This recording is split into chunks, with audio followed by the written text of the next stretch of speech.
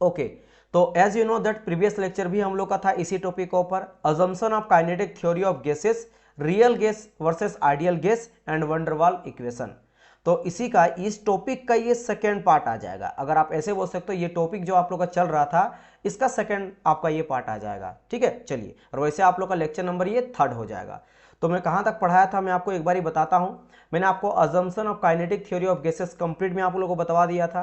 जितने भी आपको अजम्पशन है काइनेटिक थ्योरी ऑफ गैसेस का सबको मैंने बताया था। और लास्ट का जो दो अजम्पशन है, एज यू नो दैट ये दोनों एजम्पशन बहुत ही इंपॉर्टेंट है, क्योंकि ये मेरा आइडियल और रियल गैस के बीच में डिफरेंस क्रिएट करता है। डिफरेंस जो बताता है कि क्या अंतर है रियल गैस और आइडियल गैस में, यही दो बताता है। राइट, चलिए फिर हम लोग बात किए थे एक काइनेटिक गैस इक्वेशन से, दो मेरा इक्वेशन निकला था, उससे कुछ मेरा फॉर्मूला निकला था, relation between the PV and NRT, PV and RT, kinetic energy and temperature. Right, तो इसके बारे में डिस्कस किए थे।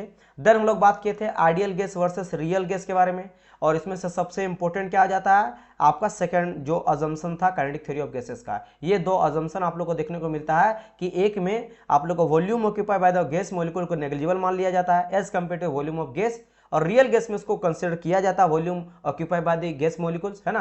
एंड सेकंड क्या होता है, फोर्स ऑफ अट्रैक्शन को नहीं लिया जाता है इन आइडियल गैस, रियल गैस में फोर्स ऑफ अट्रैक्शन को कंसीडर करते हैं। इसके अलावा ideal gas PV equal to NRT को फॉलो करता है at every temperature and pressure, वही रियल गैस का बात करेंगे तो पीवी इक्वल टू एनआरटी को फॉलो नहीं करता है, किस except the high temperature and low pressure, इन दोनों को छोड़ के, यानी इन दोनों में पीवी इक्वल टू एनआरटी को फॉलो करता, अदरवाइज कहीं भी फॉलो नहीं करता है।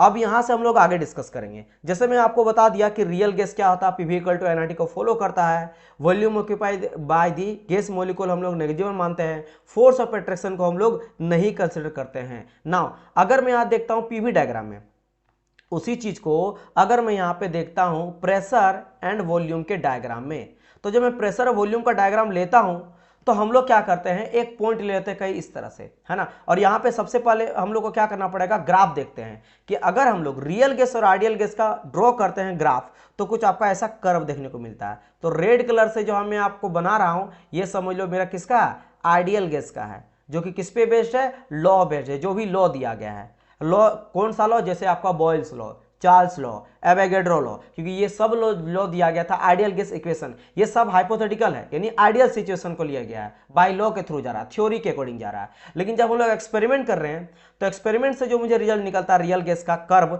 वो भी कर्व ही आपको देता पीवी डायग्राम में कुछ ऐसा देता है, यानी एक जगह पे कहीं ना कहीं जाके एक पॉइंट पे जाके ये मिल जाता है, एक पॉइंट पे जाके मिल जाता है। अभी मिलता कब है, यानी कि यहां पे इस पॉइंट का अगर बात करेंगे, इस पॉइंट में आप क्या बोल सकते हो, सर इस पॉइंट में आइडियल जो गैस मेरा है, आइडियल जो गैस है वो इक्वल टू हो जाना चाहिए मेरा रियल गैस का। बिल्कुल सही बात है, रियल गैस का, राइट। अच्छा, ये प्रेशर का ग्राफ ऊपर की ओर जा रहा है, क्या मेरा प्रेशर है, तो देखो प्रेशर ड्रॉप ड्रॉप ड्रॉप, कम लो प्रेशर में कहीं ना कहीं ये हो रहा है। क्या ये चीज, ये जो ग्राफ है इस चीज को सही में अकॉर्डिंग टू अगर मैं थ्योरी देखता हूं उसके अकॉर्डिंग ये रिलाई करता है, सही है या नहीं।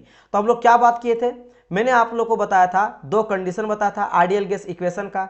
मैंने कहा था एक चीज कि हाई टेम्परेचर में रियल गैस आइडियल गैस की तरह बिहेव करता है, और दूसरा मैंने कहा था लो प्रेशर में भी रियल गैस आइडियल गैस की तरह बिहेव करता है। तो बात यहां पे लो प्रेशर क्या किया जा रहा है, तो अगर आप ध्यान देखोगे तो ये रहा मेरा प्रेशर का ग्राफ, ऊपर जा रहा है, मान लो ऊपर मेरा 100 पास्कल है, नीचे 90 है, फिर 80 है, फिर देखो धीरे धीरे लो, तो ये बेसिकली लो प्रेशर है। तो ये कहीं ना कहीं जो मीट कर रहा है ना, ये लो प्रेशर ही तो है। तो लो प्रेशर में देखो आइडियल गैस और रियल गैस एक तरह बिहेव कर रहा है, तो बोलेंगे बिल्कुल सर ये मेरा स्टेटमेंट के अकॉर्डिंग कंसिडर बिल्कुल हम लोग कर सकते हैं, कंसिडर हम लोग कर सकते हैं। अब हम लोग यहाँ पे ये जानना चाहते हैं कि ये दोनों ग्राफ बिल्कुल सही है, ये दोनों, यानी आप और एक चीज मेंशन कर सकते हो, सर इसका मतलब ये रहा कि लो प्रेशर में आइडियल गैस और रियल गैस एक जैसा रहता है, लेकिन अगर कुछ ज्यादा ही लो कर देंगे, अब देखो ये जो हम लोग प्रेशर यहाँ कंसिडर करेंगे ना इस ग्राफ में, वो हम लोग जिस प्रेशर में आइडियल और रियल गैस एक जैसा बिहेव करता उससे भी लो प्रेशर आ जा रहा है, बहुत ज्यादा लो प्रेशर में हम लोग बात कर रहे हैं। तो और भी ज्यादा अगर लो कर देते हो तो वहां क्या देखने को मिलता है कि फिर से आपको डाइवर्ट देखने को मिलता है, दोनों ग्राफ में अंतर देखने को मिलता है,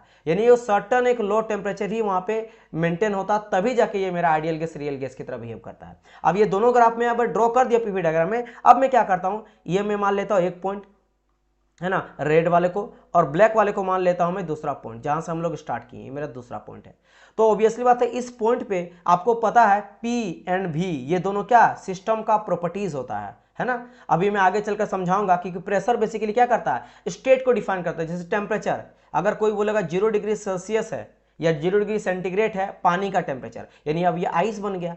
तो आइस मेरा किसको दिखा रहा है, स्टेट को दिखा रहा है कि अभी सॉलिड स्टेट में है। कौन सा स्टेट में है, सॉलिड स्टेट में है। तो कौन बताया, सॉलिड स्टेट, टेम्परेचर ही बता। तो एक प्रॉपर्टी है जो स्टेट को डिफाइन कर रहा है, ठीक है। उसी तरह अगर बात करेंगे, टेम्परेचर मेरा हो गया मान लो 20 डिग्री सेल्सियस, यानी कि 20 डिग्री सेल्सियस यानी वाटर है। तो जैसे हम लोग वाटर बोल दिए यानी क्या हो गया, मेरा लिक्विड हो गया। तो फिर से देखो टेम्परेचर मैंने वेरी करा तो टेम्परेचर फिर से स्टेट को चेंज करवा दिया। और टेम्परेचर में बोल देता हूं मान लो 120 डिग्री सेल्सियस, तो आपको पता है कि 100 डिग्री सेल्सियस में वाटर मेरा वेपर बन जाता है, यानी अब क्या हो गया, वेपर हो गया, यानी अब ये मेरा गैस बन चुका है। तो आप यहाँ पे क्या डिस्कस कर रहे हो कि टेम्परेचर के बेसिस पे ही हम लोग जज करते हैं कि कोई मैटर जो है वो सॉलिड में है, लिक्विड में है या गैस में है। तो मैं बोल सकता हूं कि भाई साहब ये जो टेम्परेचर है ये मेरा स्टेट को डिफाइन करता है, अवस्था को डिफाइन करता है, और साथ ही साथ इसके प्रॉपर्टी को भी, क्योंकि प्रॉपर्टी है किस तरह, किस नेचर का, किस प्रॉपर्टी का है। तो पानी जैसा है तो लिक्विड जैसा, तो लिक्विड का वो प्रॉपर्टी होता है कि इसका जो शेप एंड साइज है वो चेंज नहीं करेगा। लिक्विड में आ जाएंगे तो भाई इसका शेप जो रहेगा वो चेंज करेगा, साइज उतना उतने रहेगा मैटर।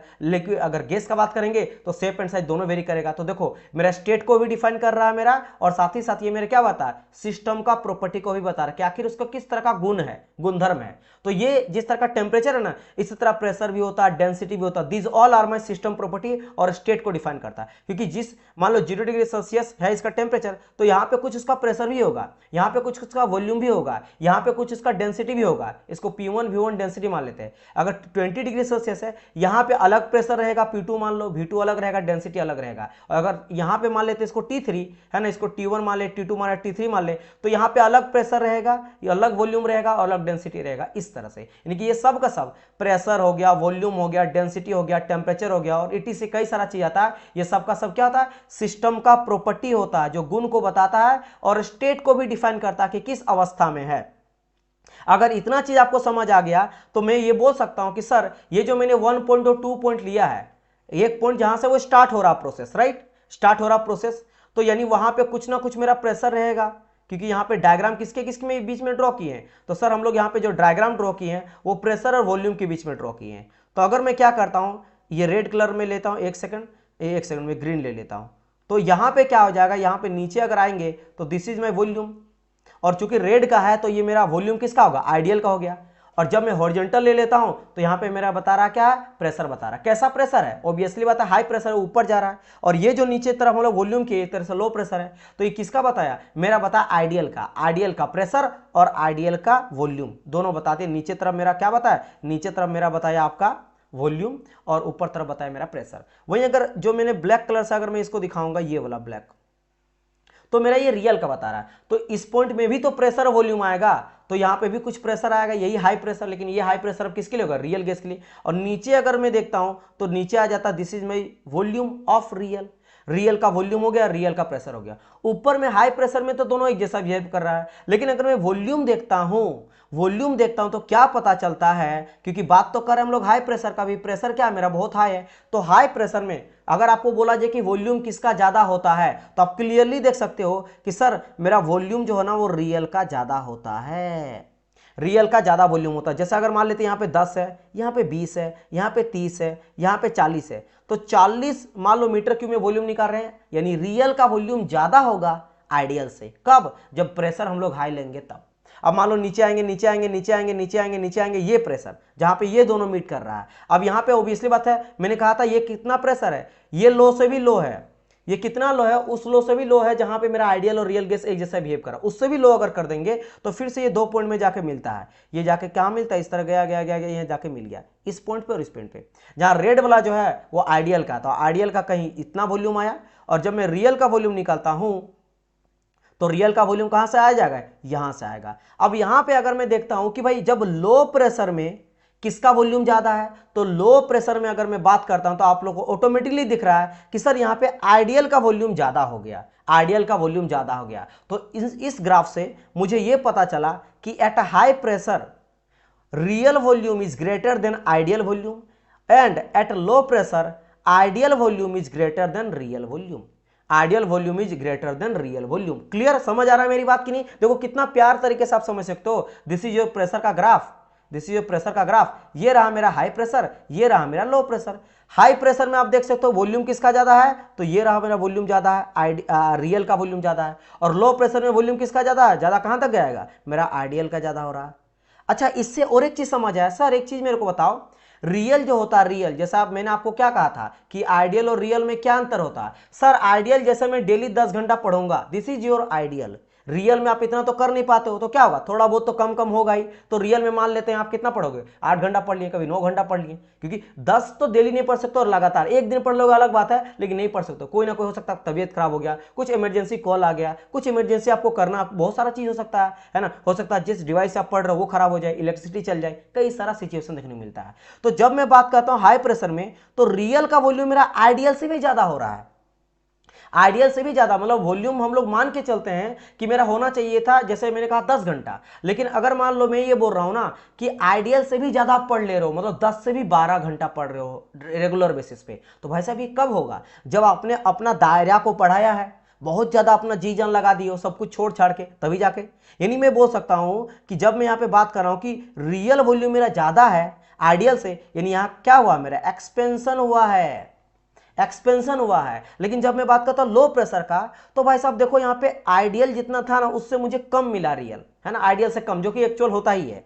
ये क्या हुआ, यहां पे मेरा कंप्रेशन हुआ है, यानी दबा है, तभी तो वॉल्यूम कम मिला है। जब किसी चीज को कंप्रेस करेंगे तो वॉल्यूम घटेगा, किसी चीज को खींचेंगे तो उसका वॉल्यूम बढ़ेगा। क्लियर माय पॉइंट और नॉट, है ना। जैसे बैलून आप लिए, बैलून लिए या फिर सिलेंडर लिए, इस तरह से सिलेंडर के ऊपर गैस भरा हुआ है और पिस्टन अभी इतना है, इतना पिस्टन है, तो अभी यहां से लेकर यहां तक का वॉल्यूम है। अब इसी पिस्टन को मैं नीचे ले आता हूं, इस जगह पे पिस्टन को नीचे ले आया, अब देखो वॉल्यूम मेरा मात्र इतना बचा, पहले इतना बड़ा वॉल्यूम था, छोटा हो गया, राइट। मेरा बात क्लियर हुआ कि नहीं, तो क्यों हुआ, कि ऑब्वियस बात है यहाँ पे कम वॉल्यूम क्यों हुआ, क्योंकि आपने प्रेशर अप्लाई करा है, तो प्रेशर अप्लाई करा तो कंप्रेशन करा है। तो एक्सपेंशन में आपको देखने को मिलता क्या है, रियल वॉल्यूम का ज्यादा होता। तो ध्यान रखना सर, रियल ज्यादा होगा मैंने बड़ा हो गया, मैंने एक्सपेंशन हुआ। सर रियल का देखो, आपको पकड़ना रियल को, तो रियल को क्या हो रहा है, यहाँ पे छोटा हो गया, सर रियल ही छोटा हो गया, बेचारा दब गया, और रियल बड़ा हो गया, यानी कि सर एक्सपेंड हुआ, फैला है, बस सिंपल। इसीलिए इसको कहा जाता है पॉजिटिव डेविएशन, इसको कहा जाता है नेगेटिव डेविएशन, ये भी जानो। वाई पॉजिटिव डेविएशन, क्योंकि पॉजिटिव मतलब कि रियल जो वॉल्यूम है वो बढ़ा है, तो पॉजिटिव डेविएशन। नेगेटिव डेविएशन मतलब क्या, कि रियल वॉल्यूम घटा है। क्लियर, यहां से क्लियर है, चलिए बताइए, समझ गए ना। देखो एक चीज जान लो, मेरा टारगेट रहता जब मैं पढ़ाता हूं, मैं आपको इनिशियली बोलता हूं, जब भी किसी तरह का कोई डाउट रहेगा स्टार्टिंग में ही आपसे पूछ लूंगा, और फिर कोई अगर डाउट आपके दिमाग में बनता तो आप लाइव क्लास को लास्ट तक देखो, लास्ट में आप लोग का सारा डाउट ले लूंगा।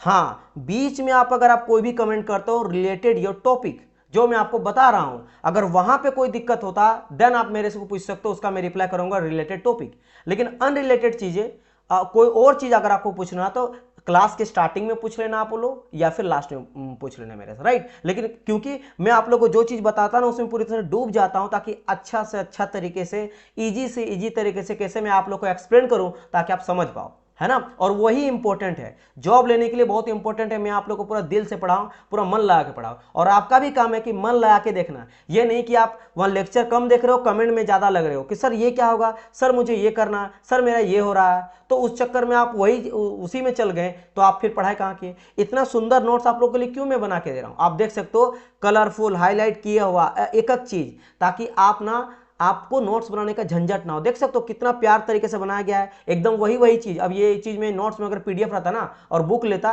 तो बहुत लेंदी रहता है। मैं आप लोग को एकदम नहीं होता कि 10 लाइन को 1 लाइन में लिख दिया हूं, ताकि आपको ज्यादा मेहनत करने का जरूरत नहीं है। और नोट्स को इतना सुंदर वाइज समझाया गया है हाईलाइट से, कलरफुल, ताकि आपको नोट्स भी बनाने का जरूरत नहीं है। मेरा बस आप प्रिंट आउट निकालो, मोर देन सफिशिएंट है। तो इतना मेहनत किया जा रहा है, एक क्लास को लेने के लिए मैं 4 घंटा पहले मेहनत करता हूं, तब जाके आपको मिलता है, तो उसको आपको वैल्यू देना है, समझ गए ना। तो मेरे क्लास के टाइम पे केवल आपको फोकस रहना। हाँ, क्वेश्चन जो चीज समझ नहीं है कोई topic, then you can ask me. चलिए समझ गए,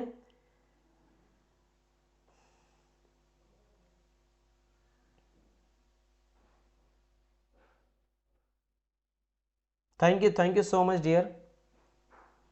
चलिए, तो यहां पे आप ये चीज समझ गए होंगे, इसीलिए देखो ऊपर में पॉजिटिव डिविजन कहा गया है, क्योंकि रियल वॉल्यूम यहां पे ज्यादा है, देख सकते हो वॉल्यूम मेरा ज्यादा है, कब, हाई प्रेशर में। और रियल वॉल्यूम देख सकते हो यहां घट गया, है ना, यहाँ पे घट गया, क्योंकि यहाँ पे आपका रियल वाला आ रहा है, ठीक है, क्योंकि जो ब्लू वाला वो रियल का है। तो यहाँ पे क्या होगा, लो प्रेशर वाला में नेगेटिव डेविएशन, क्योंकि यहाँ पे हो गया मेरा कंप्रेशन, और यहाँ पे हो गया मेरा एक्सपेंशन। क्लियर। चलो अब ये देख सकते हो मैंने वही चीज कहा, एट हाई प्रेशर आइडियल का जो वॉल्यूम होगा उससे ज्यादा मेरा रियल का होगा, क्योंकि हाई प्रेशर में एक्सपेंशन हुआ, लो प्रेशर में कंप्रेशन हुआ, रियल का घट गया। ठीक है, positive and negative deviation. Now अब बारह यहां से और एक क्वेश्चन पूछा जाता है कंप्रेसिबिलिटी फैक्टर, ये बहुत ही इंपॉर्टेंट है, ये वाला इसका याद रखना है, यहां से ये चीज पूछा जाएगा। मैंने आपको बता दिया कि यहां पे क्या हो रहा है, आप ये भी देखना कि एक्सपेंशन हो रहा है, यहां पे कंप्रेशन हो रहा है, नेगेटिव डेविएशन, पॉजिटिव डेविएशन। ठीक है, अब यहां पे डिस्कस करते हैं कुछ और चीजों के बारे में। कंप्रेसिबिलिटी फैक्टर आपको डायरेक्ट पूछ देगा कभी कभार कि कंप्रेसिबिलिटी फैक्टर का फॉर्मूला मेरे को बताओ, तो Z इक्वल टू होता क्या है, PV अपॉन NRT। अब बोलेंगे सर ये आया कहां से, ये आपका आइडियल गैस इक्वेशन से ही आया है, कोई नया चीज नहीं है। आइडियल गैस इक्वेशन क्या जानते हैं, PV इक्वल टू NRT, जानते हैं कि नहीं सर, जानते हैं। तो अगर मैं क्या करता हूं, दोनों को रेशियो ले लेता हूं, PV ऊपर में NRT को नीचे में, तो कोई दिक्कत है, यही मेरा इन दोनों के रेशियो को ही हम लोग क्या बोलते हैं, कंप्रेसिबिलिटी फैक्टर कहते हैं। अब ऐसा क्यों होता है, वही तरीका है कि मुझे पता है कि PV directly proportional to NRT होता है, और जब कभी भी आप प्रोपोर्शनल को हटाते हो तो एक कांस्टेंट आके जुड़ता है, तो यहाँ पे जो कांस्टेंट आके जुड़ता है उसको हम लोग Z बोल दिए और NRT, और बस ये Z इक्वल टू आपका आ गया PV अपॉन NRT। राइट, समझ गए ना। अब देखो, अब ये Z जो आया, कंप्रेसिबिलिटी फैक्टर जो आया, ये अब किसका है, आइडियल का है या रियल का है, दोनों का लिख सकते हैं हम लोग। तो मैं लिख सकता हूं Z आइडियल के लिए भी लिख सकता हूं और Z मेरा रियल के लिए भी लिख सकता हूं। तो Z आइडियल के लिए क्या होगा, सिंपली PV अपॉन NRT आ जाएगा, और इसके भी लिख सकता हूं PV अपॉन NRT लिख सकता हूं, NRT लिख सकता हूं। जहां पे वॉल्यूम हम लोग अगर Z लिए हैं तो यहाँ पे हम लोग वॉल्यूम किसका लेंगे, आइडियल का ले लेंगे, और Z जब रियल का लिए हैं तो वॉल्यूम किसका हो जाएगा, मेरा रियल का हो जाएगा। राइट, क्लियर माय पॉइंट और नॉट, समझ गए सर इतना। अब ये देख सकते हो, लिख दिएगा वही चीज, Z आइडियल का और Z रियल का। अब इन दोनों को जब मैं डिवाइड करता हूं, क्या करता हूं, दोनों को डिवाइड करता हूं, तो ऑब्वियसली बात है NRT तो पूरा कट जाएगा, प्रेशर और प्रेशर भी कट जाएगा, बचेगा ओनली क्या, V ideal divide by V real, V ideal divide by real. Right, तो हम लोग रियल को डिवाइड किए आइडियल से, यानी इस तरह से V real divide by V ideal. तो यहां से ऊपर वाला चल जाएगा ये, यानी ये क्या हो जाएगा, आप देख सकते हो ये आएगा मेरा, अगर मैं बात करता हूं V रियल आ जाएगा और डिवाइड बाई V आइडियल आ जाएगा। यानी कि आपको एक तो Z इक्वल टू मैंने ये बताया, ये भी याद रखना है VVI, और दूसरा चीज आपको ये भी याद रखना है कि ये मेरा V real upon V ideal का क्या होता है, रेशियो होता है। इट मींस कंप्रेसिबिलिटी फैक्टर जो होता है ये भी मेरा आइडियल गैस और रियल गैस के वॉल्यूम का डिफरेंस का रेशियो होता है। आप देखो ना, यहां क्या है, वॉल्यूम है, वॉल्यूम ऑफ रियल, और ये क्या है, वॉल्यूम ऑफ आइडियल। राइट, तो ये भी मेरा आइडियल और रियल गैस के बीच में डिफरेंस क्रिएट कर रहा है, डिफरेंस बता रहा है कि वॉल्यूम देखो मेरा रियल का क्या होता है और आइडियल का रेशियो को कंप्रेसिबिलिटी फैक्टर कहते हैं।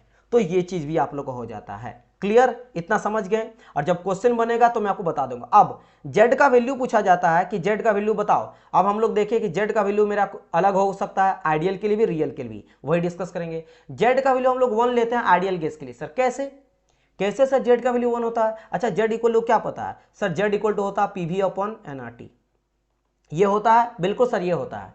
तो जब मैं Z इक्वल टू 1 रख देता हूं तो क्या आ जाएगा मेरा 1 equal to PV upon NRT, वही सेम कहानी है। और इसको मैं लिख सकता हूं PV इक्वल टू NRT। तो PV इक्वल टू NRT क्या होता है, मेरा आइडियल गैस होता है, आइडियल गैस इक्वेशन होता है। Ideal gas equation ideal gas के लिए है, तो यानी Z का वैल्यू जो हम लोग 1 लेके चले तब मेरा आइडियल गैस का इक्वेशन आ गया, यानी आइडियल गैस इक्वेशन बन गया। तो आपको याद रखना है कि compressibility factor for ideal gas is 1।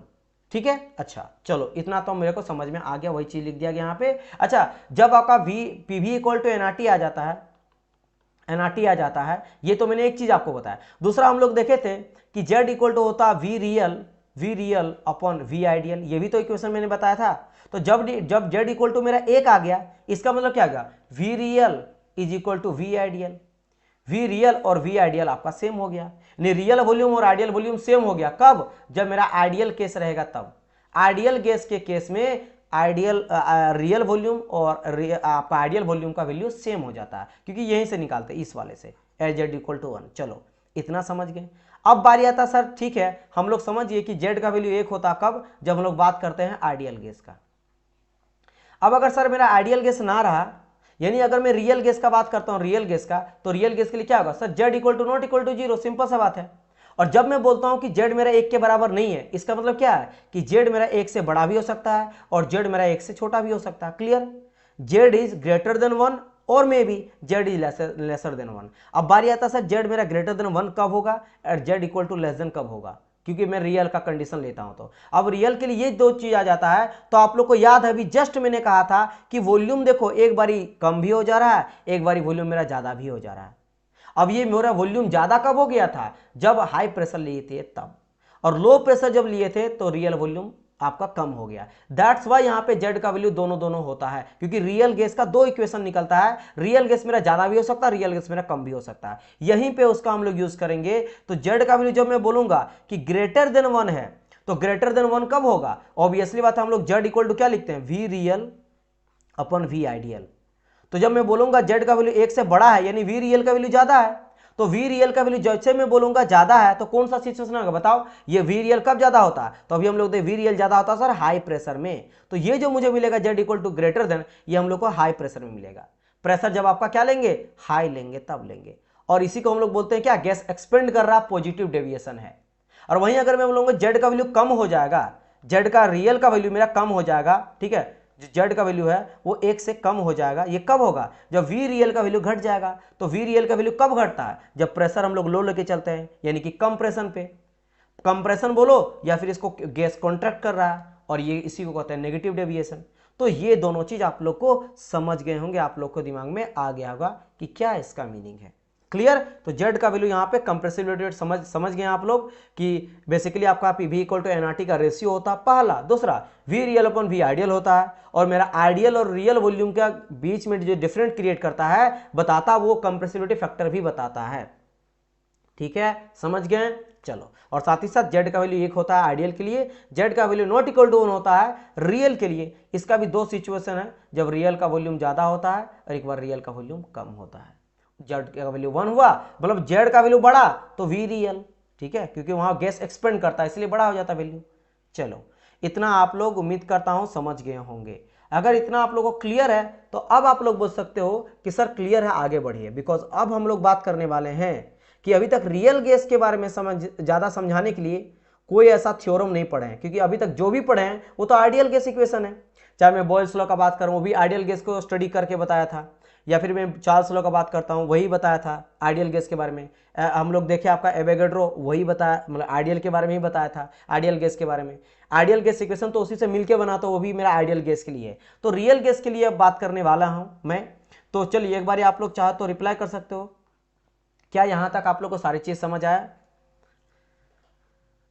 ठीक है, ये सभी बहुत ही बेसिक है, लेकिन other hand very very important for your concept and exams, क्योंकि एग्जाम से इस सबसे काफी क्वेश्चन बनता है और कॉन्सेप्ट भी बहुत ज्यादा क्लियर होगा। आगे चलकर जितने पढ़ेंगे वो सब चीज हो जाएगा। चलो बढ़ते हैं, अब आगे बात करते हैं। तो देखो रियल गैस इक्वेशन के बारे में जो सबसे पहले इक्वेशन वगैरह पेश किया था उसको समझने के लिए वो मेरा काम किया गया था वंडरवाल के द्वारा, इसलिए इसको कहा जाता है van der Waals gas equation for the real gas.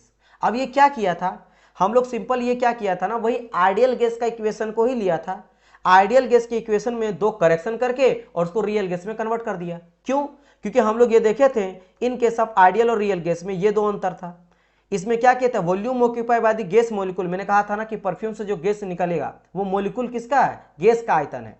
तो उस मॉलिक्यूल का आयतन, गैस का आयतन इस रूम के आयतन के अकॉर्डिंग, यानी वॉल्यूम ऑफ द गैस पूरा का पूरा रूम में जो गैस है उसके अकॉर्डिंग बहुत ही छोटा है, तो उसको नेग्लिजिबल मान लिया गया था। लेकिन रियल में उसको कंसीडर करेंगे क्योंकि इसको पॉइंट ही नहीं मानेंगे। जैसे यहां से जो निकलेगा ना, मेरा जो परफ्यूम निकलेगा इतना थोड़ा निकला, उसको पॉइंट ही नहीं मानेंगे, उसको स्पेयर मानेंगे। उसको क्या मानेंगे, स्पेयर मानेंगे। और जब स्पेयर मानेंगे, है ना, जब हम लोग स्पेयर उसको मानते हैं, स्पेयर माने गोला, एक बॉल जैसा हो गया, एक पॉइंट बोलो और एक स्पेयर बोलो, दिस इज योर स्पेयर और दिस इज योर पॉइंट। और जैसे मेरा स्पेयर हो गया उसका कुछ ना कुछ तो वेट होगा, यानी अब मेरा कंटेनर खाली नहीं है, इस परफ्यूम का कुछ ना कुछ तो वजन होगा, तो कंटेनर में कुछ घटाना पड़ेगा तब जाके वॉल्यूम मेरा निकल पाएगा, किसका, पूरा रूम का, वॉल्यूम ऑफ द गैस का। ठीक है, चलो। और सेकंड नंबर में क्या हम लोग करेक्शन करेंगे, फोर्स अट्रैक्शन हम लोग कंसीडर नहीं किए थे, लेकिन अब हम लोग फोर्स अट्रैक्शन को कंसीडर करेंगे। तो चलो डिस्कस करते हैं, देखते हैं कैसे मेरा आइडियल गैस से रियल गैस में कन्वर्ट किया है। तो सबसे पहले हम लोग बात करेंगे वॉल्यूम करेक्शन के बारे में। चलिए, ओके शक्ति, क्लियर है, very nice, good evening everyone, good evening.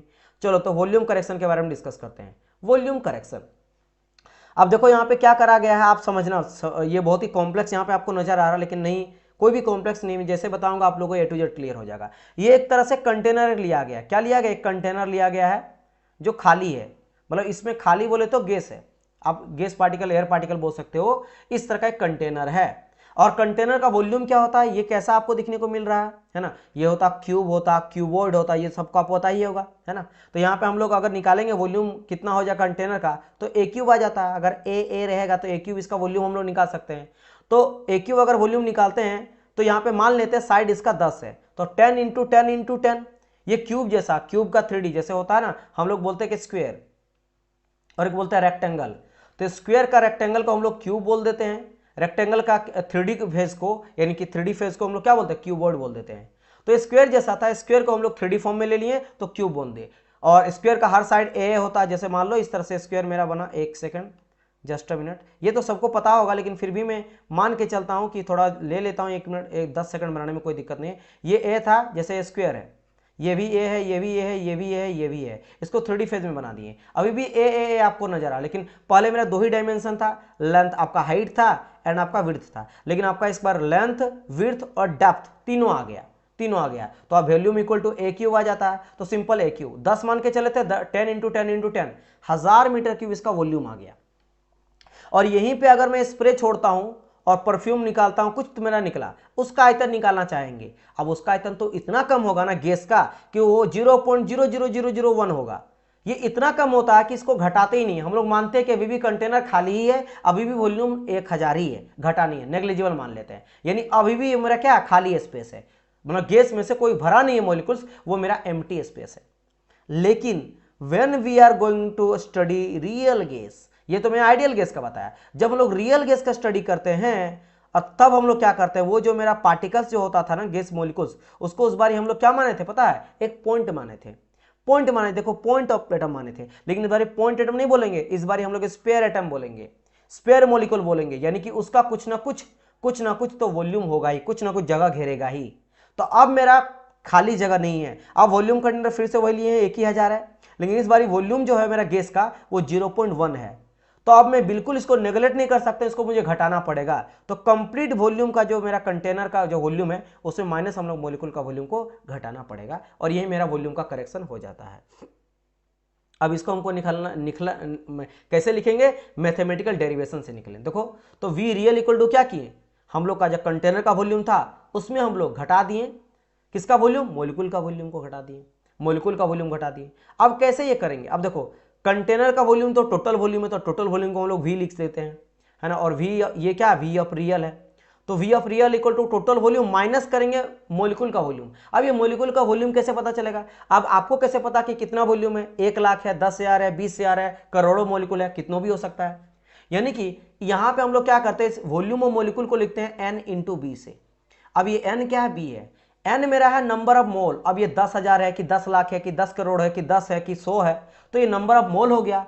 और एक मॉलिक्यूल का जितना वजन रहेगा उससे हम लोग, जैसे बोला जाए कि एक पेन का कीमत 5 रुपया है, तो कोई बोलेगा मैंने 100 पेन, एक मैं जो कोई लिया हूं एक बॉक्स, उस बॉक्स में मेरा 100 पेन है, 100 पेन भरा हुआ, तो इसका कीमत कितना होगा, एक का अगर 5 होगा तो 100 को 5 से मल्टीप्लाई कर दोगे तो आपका क्या आ जाएगा, 500 रुपीज आ गया कि भाई 100 पेन का कीमत मेरा 500 है। सेम चीज, तो 1 मोल का जितना मेरा हो नंबर ऑफ मोल हो गया, एंड बी जो है ये मेरा क्या होता है, वॉल्यूम ऑफ 1 मॉलिक्यूल, एक मॉलिक्यूल का कितना वॉल्यूम है ना, एक मॉलिक्यूल जितना वॉल्यूम है उसके अगर नंबर ऑफ मॉलिक्यूल से मल्टीप्लाई कर देंगे तो आपको टोटल वॉल्यूम मिल जाएगा।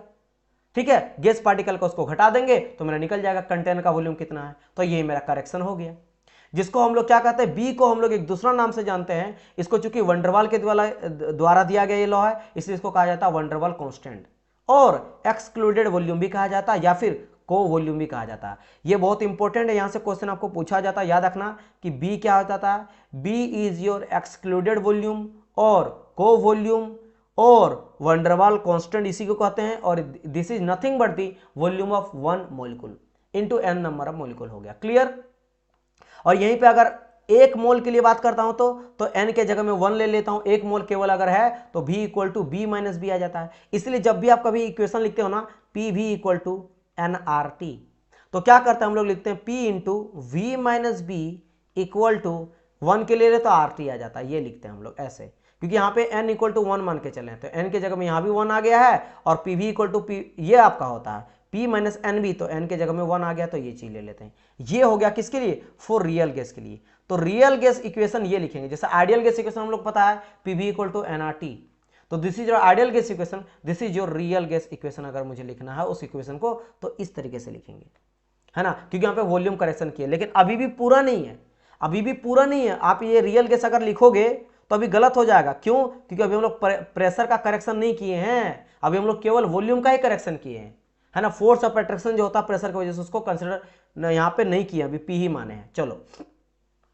अब यहां से और एक क्वेश्चन पूछा जाता है यूनिट, कि बताओ एनबी का यूनिट क्या हो जाता है, एनबी का यूनिट, जैसे जो वॉल्यूम ऑफ मॉलिक्यूल है, ये तो एनबी है, वॉल्यूम ऑफ मॉलिक्यूल, तो इसको हम लोग कंसिडर कैसे करते हैं, हम लोग लिखते हैं लीटर से या मीटर क्यूब से लिखते हैं, लीटर से या फिर मीटर क्यूब से इसको डिफाइन करते हैं। जैसे देखो एन बी इक्वल टू क्या आ गया, वॉल्यूम ऑफ मॉलिक्यूल्स, तो यहाँ पे अगर मुझे बी निकालना है, ये वाला चीज पूछेगा आपको, एक्सक्लूडेड वॉल्यूम या वंडरबल कांस्टेंट का यूनिट मेरे को बताओ, तो बी इक्वल टू क्या आएगा, वी अपॉन एन। और मैंने कहा वॉल्यूम को हम लोग लीटर से लिखते हैं, तो आ जाता है मेरा क्या, लीटर, और मोल को मोल से, तो लीटर पर मोल।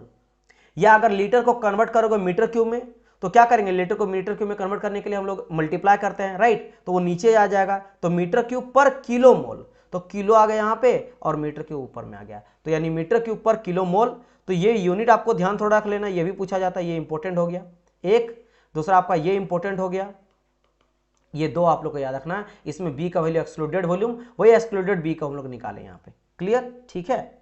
चलो यहां तक आप लोग उम्मीद करता हूं समझ गए, वेयर बी इज वही को वॉल्यूम है या एक्सक्लूडेड वॉल्यूम है या वंडरबल कांस्टेंट है या वॉल्यूम ऑफ वन मॉलिक्यूल है, ये हम लोग निकाल लिए। चलिए अब बात करते हैं किसके बारे में, प्रेशर करेक्शन के बारे में। चलो यहां पे एक बारी आप लोग फिर से मैं पूछूंगा, यहां पे कोई दिक्कत है जो चीज आपको समझ नहीं आया, उम्मीद करता हूं कि मैं इतना बेसिक से ले चला हूं कि आप लोग ईच एंड एवरीथिंग क्लियर है। तो एक बारी सारे बच्चे फटाफट स्टूडेंट जो है आप एक बारी मुझे कंफर्म करिए कि सर क्लियर, आगे बढ़िए, बताइए यहां तक चीजें समझ आया ना आपको। और सारे स्टूडेंट एक बार इस सेशन को लाइक भी कर देना, जितने भी स्टूडेंट देख रहे हैं अगर समझ आ रहा है तो सेशन को लाइक कर देना, ठीक है। और हो सके तो ग्रुप वगैरह में अगर आप हो तो ग्रुप वगैरह में शेयर करो। देखो मैं कैसा पढ़ा रहा हूँ कैसा नहीं पढ़ा रहा हूँ ये आप लोग पे डिपेंड करता है, आप लोग के फीडबैक पे। तो अगर आपको पसंद आ रहा है डियर तो आप अप्रिशिएट करो, ठीक है,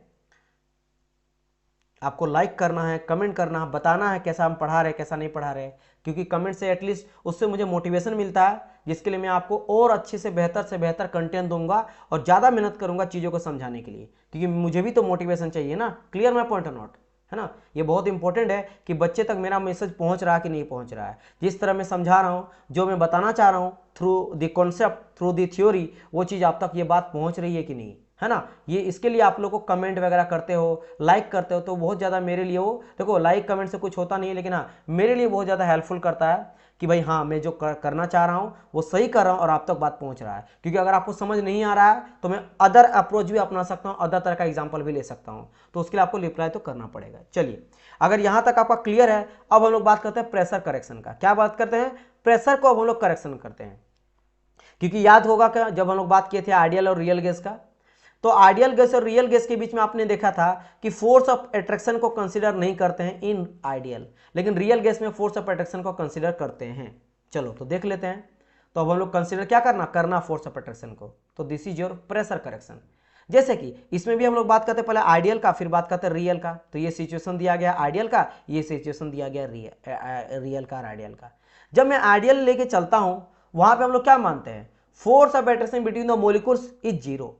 तो हम लोग केवल और केवल एक ही फोर्स यहां पे लेके चलते हैं कि वो मेरा प्रेशर फोर्स है जो वॉल से जाकर टकरा रहा है, जो जाकर किससे टकरा रहा है, मेरा वॉल से टकरा रहा है, आपस में नहीं टकरा रहा है। आपस में जो टकराता है ना उसको हम लोग कंसीडर नहीं करते हैं। बट इन रियल गैस हम लोग यहां पे दोनों तरह के प्रेशर को कंसीडर करते हैं। एक वो प्रेशर जो मेरा वॉल के कंटेनर से जाकर टकरा रहा है, और दूसरा जो आपस में भी टकरा रहा है। इन दोनों को कंसीडर करके चलते हैं, दोनों को कंसीडर करके चलते हैं। यानी कि यहां पे मुझे दो प्रेशर को लेना पड़ेगा, एक प्रेशर से काम नहीं बनेगा। जो हम लोग लिखते हैं कि P V equal to N are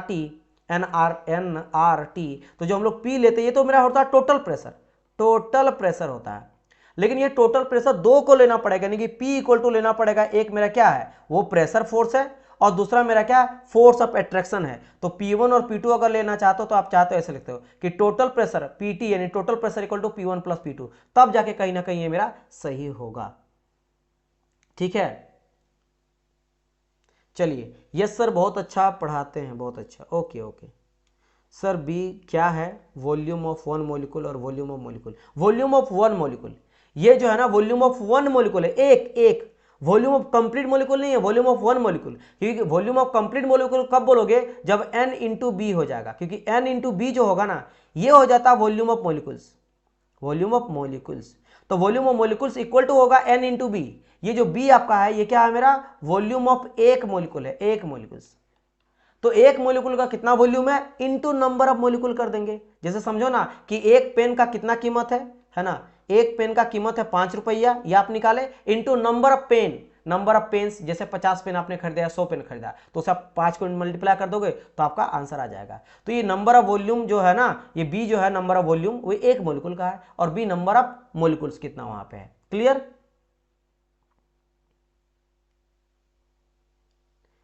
okay, मिल जाएगा। अच्छा, इतना आपको दे दिया जाएगा, प्रोवाइड करा जाएगा टेस्ट वगैरह, कि आपके लिए एग्जाम के लिए सफिशिएंट होगा। ठीक है,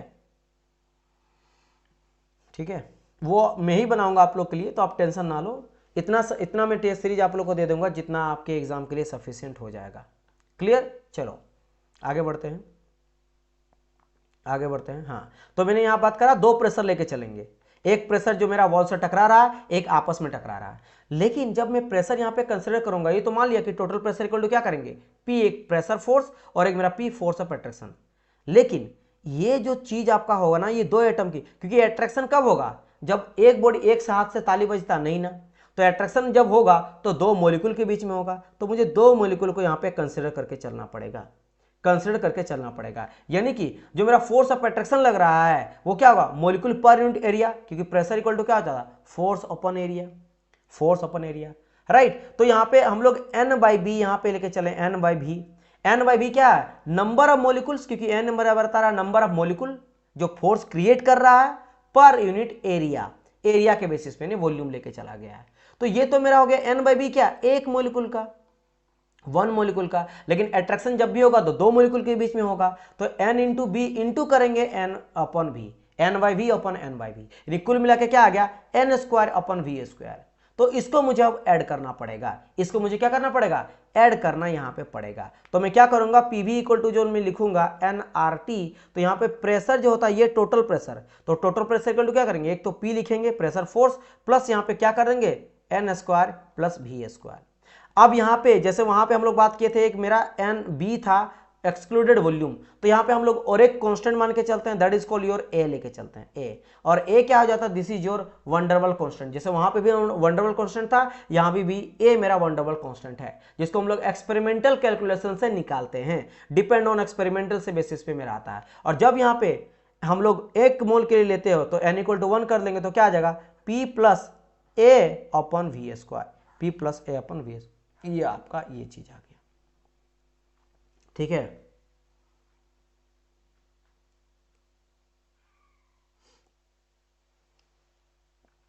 ठीक है, समझ गए? चलो यहां पे क्या क्वेश्चन आ रहा है? फॉर वन मोल के लिए नंबर ऑफ मॉलिक्यूल से मल्टीप्लाई क्यों नहीं किए तो डियर ये क्या है मेरा? n into b. शक्ति क्या दिक्कत आपको हो रहा है डियर? ये हम लोग को निकालना है कि वॉल्यूम ऑफ मॉलिक्यूल्स, जैसे एक बड़ा सा रूम में मैं स्प्रे करता हूं, ये चीज स्प्रे करता हूं तो ये मेरा निकला कुछ। अब इसको मुझे आपको कैलकुलेट करना है, क्योंकि अभी रियल का बात करें और रियल में इसको हम लोग लेके चलना पड़ेगा कि कितना मेरा अभी कंटेनर का वॉल्यूम है, आयतन है, तो इसको घटाना पड़ेगा। तो ये हम लोग निकालना है, तो क्या करेंगे? V of molecules equal to भाई एक मॉलिक्यूल्स का कितना वॉल्यूम है यानी बी, और नंबर ऑफ मॉलिक्यूल कितना है। तो आपने जो बोल रहे हो नंबर ऑफ मॉलिक्यूल से मल्टीप्लाई क्यों नहीं किए तो है क्या है यहाँ पे? एनबी बेसिकली बीच में मल्टीप्लाई तो हो रहा है। कोई अगर बोलेगा इस तरह से ए बी, इसका मतलब क्या है? ए मेरा बी के साथ मल्टीप्लाई ही तो हो रहा है।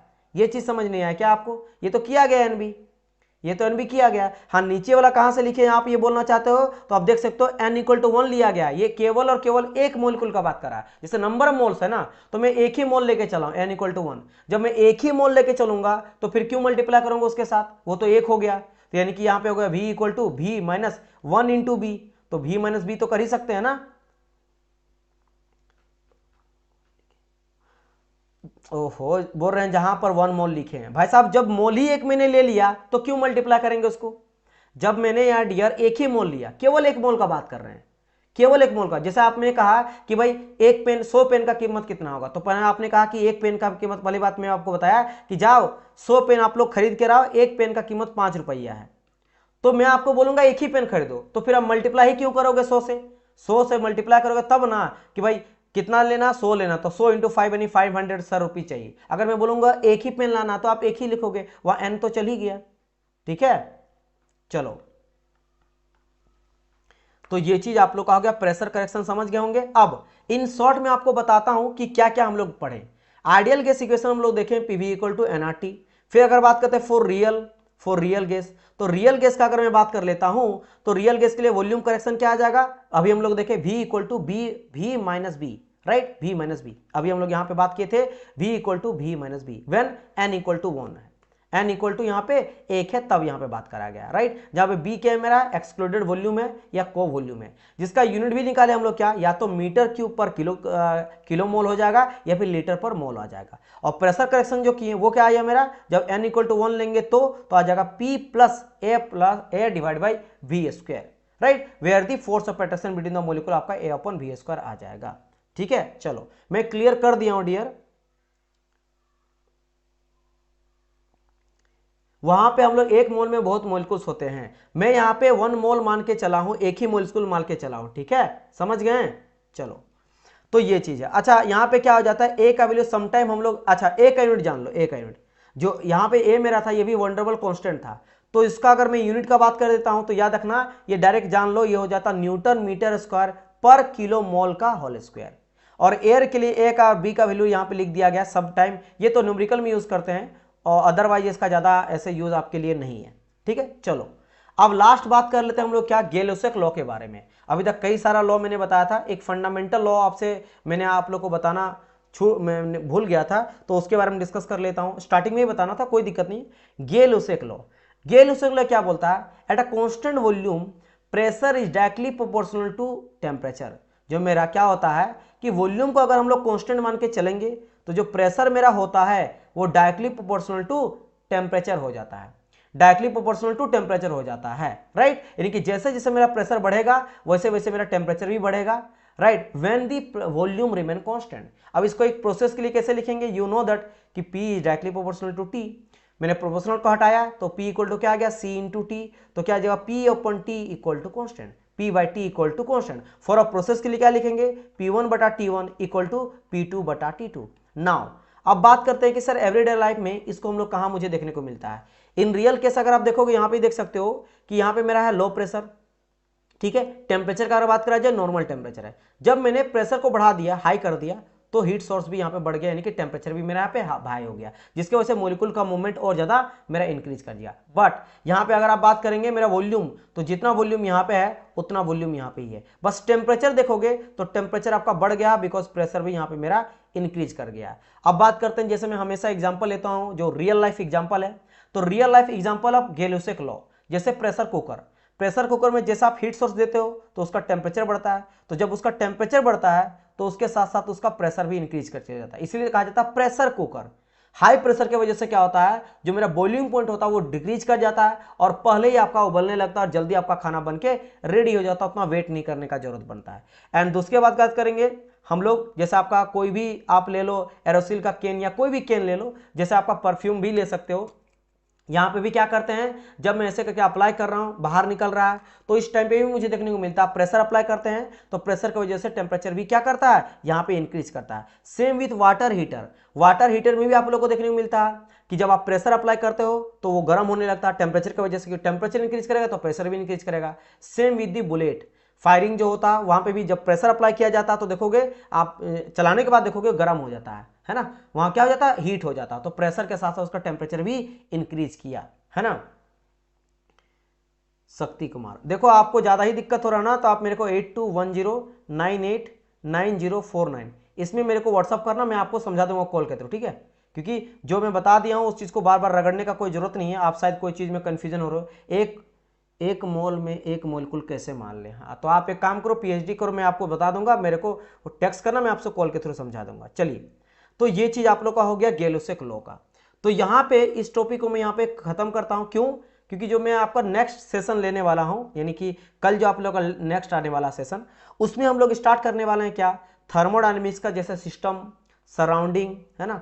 इसके बाद बाउंड्री का बात करेंगे, सिस्टम का टाइप्स बात करेंगे, ओपन हो जाता है, क्लोज हो जाता है, आइसोलेटेड आ जाता है। क्लियर माय पॉइंट और नॉट, है ना। सिस्टम और सराउंडिंग के बीच में जो डिफरेंस क्रिएट करता है उसको बाउंड्री करते हैं। मतलब कि बेसिक थर्मोडायनेमिक्स का कुछ ऐसे ऐसे टर्म्स के बारे में बात करेंगे जो काफी फंडामेंटल है और जहां से आपके एग्जाम में क्वेश्चन बनता है।